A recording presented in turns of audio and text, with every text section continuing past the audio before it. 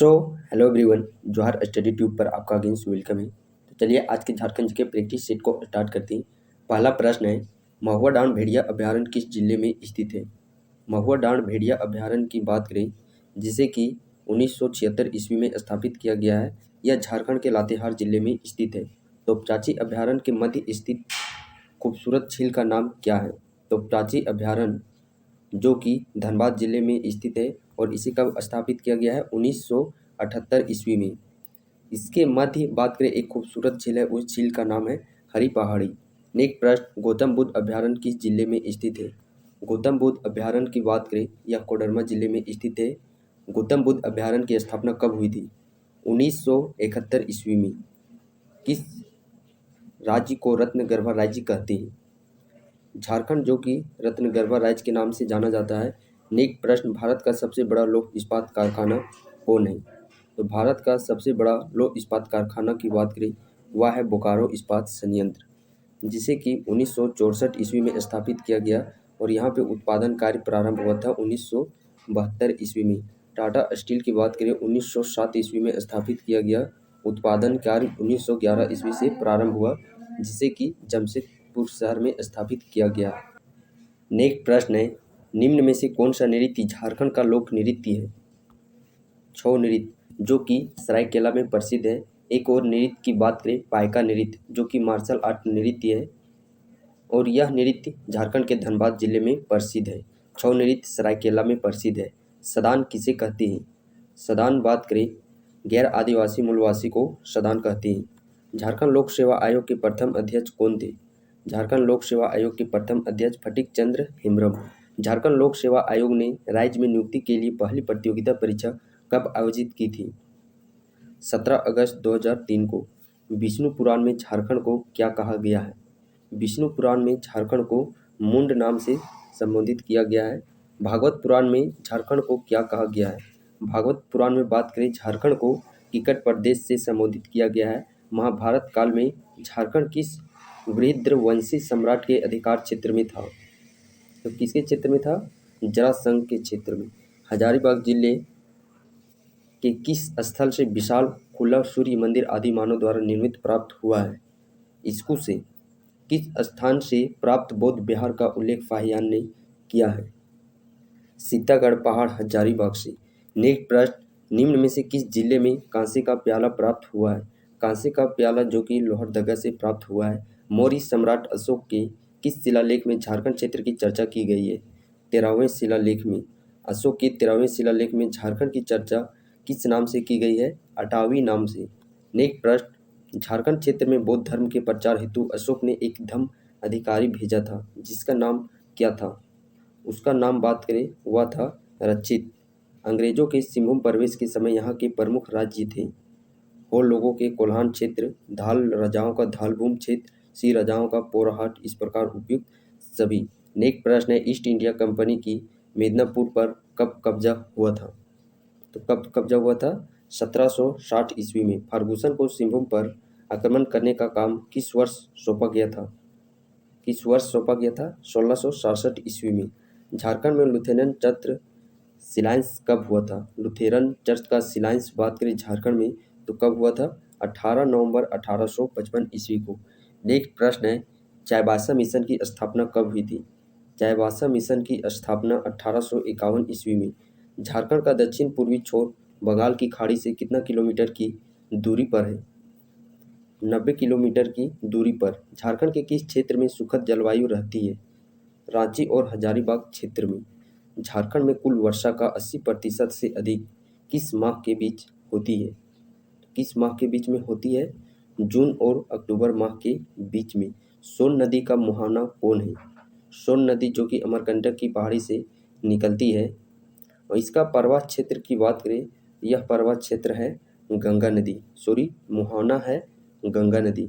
प्रवाह बात करें तो गढ़वा, पलामू, लातेहार, इन जिलों में इस नदी की प्रवाह होती है। सोन नदी की सहायक नदी है उत्तरी कोयल और उत्तरी कोयल की दो सहायक नदियां हैं औरंगा और अमानत। उत्तरी कोयल कहाँ से निकलती है? उत्तरी कोयल पिस्का रांची से यह निकलती है। चैनपुर जो प्रखंड पड़ता है गुमला में, वहाँ से शंख नदी निकलती है। टोरी लातेहार क्षेत्र से दामोदर नदी निकलती है, जो कि झारखंड की सबसे लंबी, सबसे बड़ी और सबसे प्रदूषित नदी है, दामोदर नदी।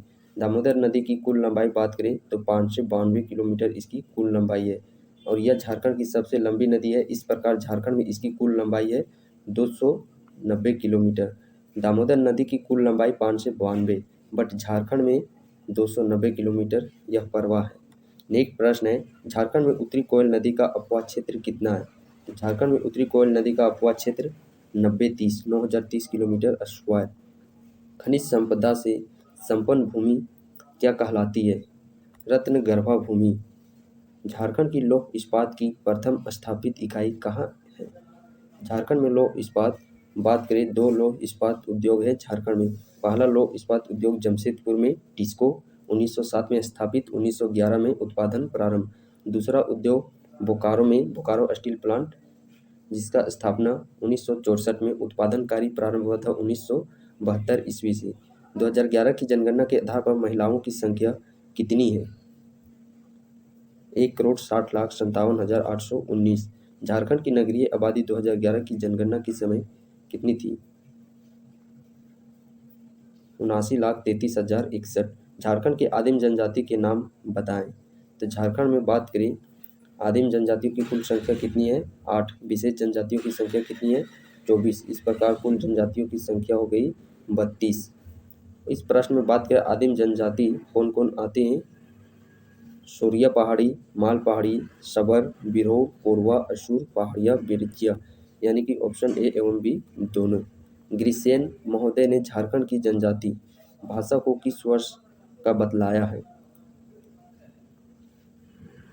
किस वर्ष का बतलाया है? अस्ट्रिक और दर्बिएडियन, यानी कि ऑप्शन नंबर ए एवं बी दोनों। इनसाइक्लोपीडिया के लेखक कौन है? इनसाइक्लोपीडिया के लेखक फादर हाफमैन। नेक्स्ट प्रश्न, मुंडारी फास्ट प्राइमर के लेखक का नाम क्या है? इसके लेखक का नाम बात करें वह है फादर हाफमैन। झारखंड का एक मात्र केंद्रीय विश्वविद्यालय किस जिले में स्थापित है?